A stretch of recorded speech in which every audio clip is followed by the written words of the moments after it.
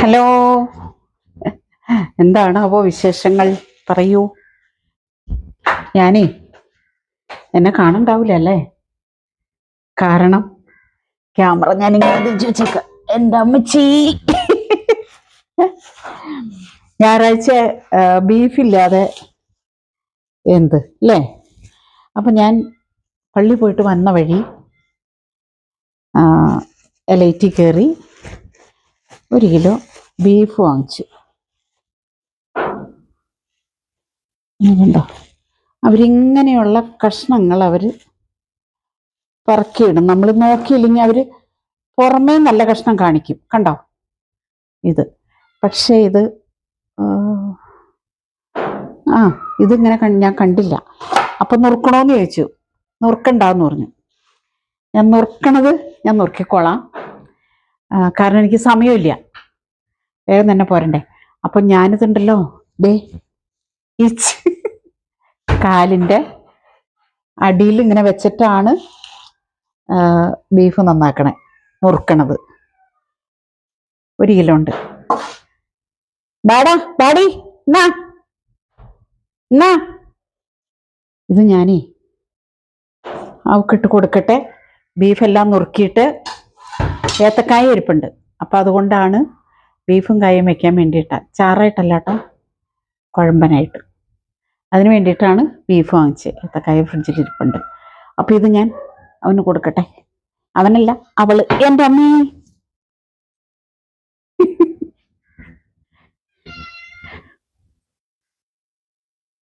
തിന്നോട്ടോ, ഇനിങ്ങോട്ട് കിടക്കരുത്.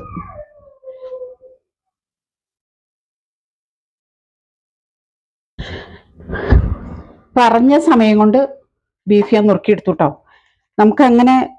എനിക്കങ്ങനെ നുറുക്കണതാണ് എളുപ്പം. പലർക്കും പല രീതിയിലായിരിക്കും.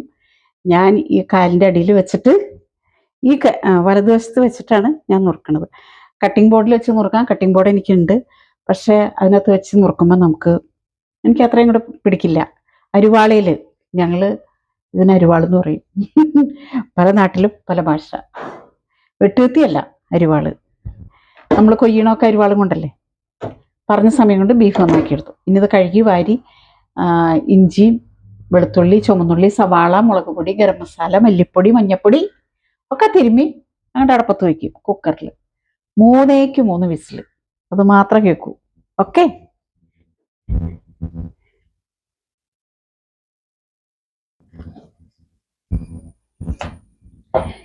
ഇഞ്ചിയും പച്ചമുളകും, വേപ്പില, ചുമന്നുള്ളി, വെളുത്തുള്ളി ഒക്കെ അരിഞ്ഞെടുത്തു.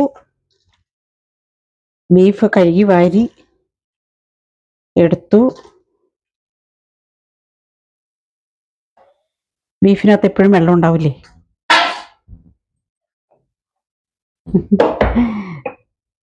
ബീഫ് വെക്കുന്ന വീഡിയോ ഒക്കെ ഇട്ടിട്ടുണ്ട്. ആവശ്യത്തിന് ഉപ്പ്,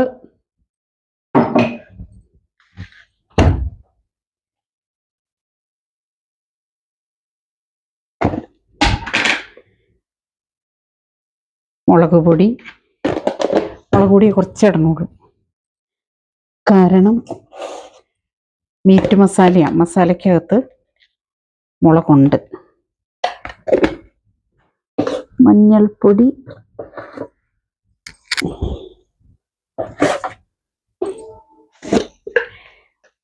മല്ലിപ്പൊടി, മുളക് പൊടി എന്തോരം ഇടണം അതിൻ്റെ ഇരട്ടി ഞാൻ മല്ലിപ്പൊടി ഇടാറുണ്ട് കേട്ടോ. ഗരം മസാലയും കുറച്ചിട്ടിട്ടുള്ളൂ.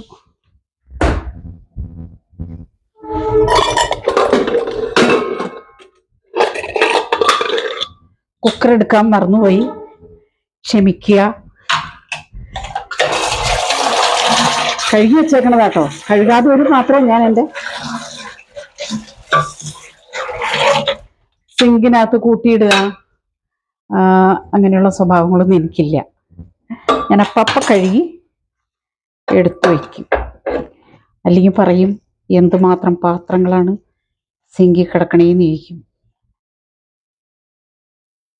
നന്നായിട്ട് അങ്ങ് തിരുമ്മി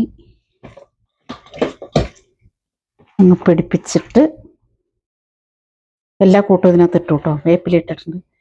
പിന്നെ ഇനി ഇതിനകത്ത് ചേർക്കണത് വെന്ത് കഴിഞ്ഞിട്ട് 3 വിസിൽ കേട്ടിട്ട് ഞാൻ ഓഫ് ചെയ്യും. ഓഫ് ചെയ്തിട്ട് എയർ എല്ലാം പോയി കഴിഞ്ഞ് വെള്ളം പറ്റി കഴിയുമ്പോൾ ബീഫ് വെന്തിട്ടുണ്ടാവും.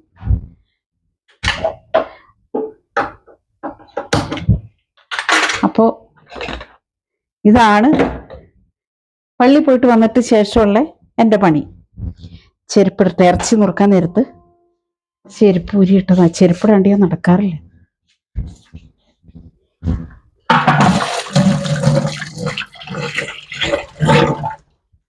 ഇതാണ് കേട്ടോ ഇന്നത്തെ വീഡിയോ. കണ്ടില്ലേ? ഇതൊക്കെ കഴിഞ്ഞിട്ട് ഇനി പണികളുണ്ട് കുറച്ചുകൂടെ. അപ്പോൾ ടാറ്റാ.